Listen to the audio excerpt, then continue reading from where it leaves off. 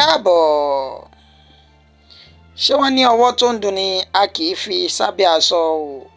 torí tá a bá ṣe bẹ́ẹ̀ ó ṣeé ṣe ká má lè rẹ́ni tí yóò ràn ní lọ́wọ́. Èyí ló fà á tí ẹni tó jẹ́ agbẹjọ́rò fún akọnikùnrin nì tí ń pè fún ìdásílẹ̀ orílẹ̀-èdè Biafra, èyún tó jẹ́ aṣíwájú wọn Nnamdi Kanu, tí agbẹjọ́rò rẹ̀ èyí tí orúkọ rẹ̀ ń jẹ́ Aloy Ejimakor, tí ó fi wá ké gbàjarè síta báyìí wípé ẹ má sùn o, ẹ tètè jí gìrì, pẹ̀lú bó ṣe já sí wípé òjòjò tí ń ṣe Ògún ara Ògún ò le. Bẹ́ẹ̀ ni ara Mazi Nnamdi Kanu ó ṣe bẹ́ẹ̀ tí kò yá nínú àhámọ́ tí wọ́n fi sí o, ṣùgbọ́n tí ó sì já sí wípé àwọn ikọ̀ DSS ọ̀hún tó wà ní abẹ́ wọn ni wọ́n kọ̀ tí wọn kò fi ààyè bẹ́ẹ̀lì rẹ̀ sílẹ̀ láti lọ gba ìtọ́jú èyí tó péye. Aloy Ejimakor tó jẹ́ agbẹjọ́rò Nnamdi Kanu náà ó sọ èyí di mímọ̀ lójú òpó ayélujára rẹ̀ lẹ́ni tí ń ṣe ọjọ́ Ìṣẹ́gun Túsídéé, níbi tó ti kọ síbẹ̀ wípé ó ń ṣe àbẹ̀wò sí ajìjàǹgbara náà ní àhámọ́ tó wà lọ́jọ́ Ajé Monday tí ń ṣe ọjọ́ 15 oṣù keje ọdún tá a wà yìí, tó sì ní níṣe ni ara rẹ̀ kò yá tó jòjò ń ṣe Ògún tára Ògún ò le o. ó ní àìsàn low blood pressure àti àwọn oríṣiríṣi àìsàn míì. Ó sì ní àwọn kọ lẹ́tà sí ikọ̀ DSS wípé kí wọ́n fi ààyè sílẹ̀ kí ajìjàǹgbara náà lọ gba ìtọ́jú, ṣùgbọ́n tán ni wọn kò fi ààyè rẹ̀ sílẹ̀ fún un. Bẹ́ẹ̀ ni wọn kò gba olùtọ́jú rẹ̀ ìyún dókítà láàyè láti ṣe àbẹ̀wò sí i kó lè wá fún ní ìtọ́jú èyí tó péye. Bákan náà ló tẹ̀síwájú wípé gbogbo àwọn mọ̀lẹ́bí ajìjàǹgbara náà ó ní wọ́n ti rawọ́ ẹ̀bẹ̀ sí ìjọba àpapọ̀ wípé wọ́n síjú àánú wo ajìjàǹgbara ọ̀hún nínú àhámọ́ tó wà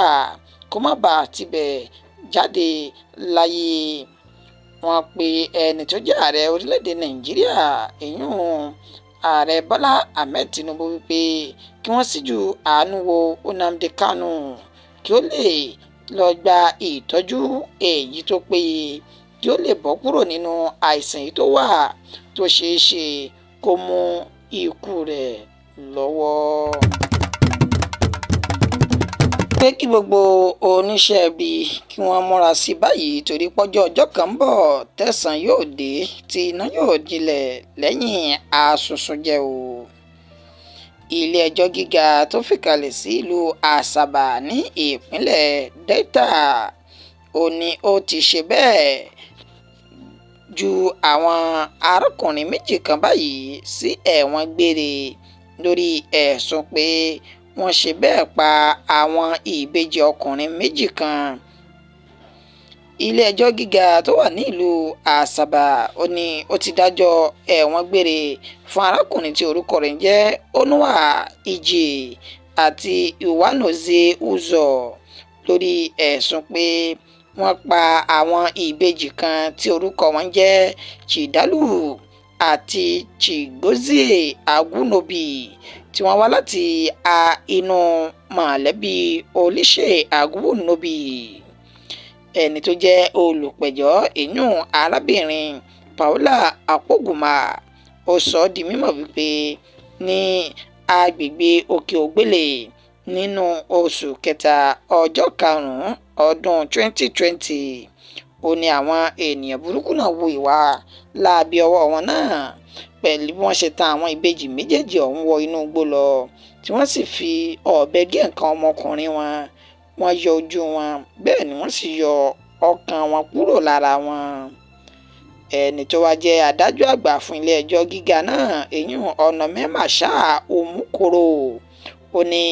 pẹ̀lú ẹ̀rí máa jẹ́mi ìṣó tó ti wà níwájú ilé-ẹjọ́ báyìí, tó sì já sí wípé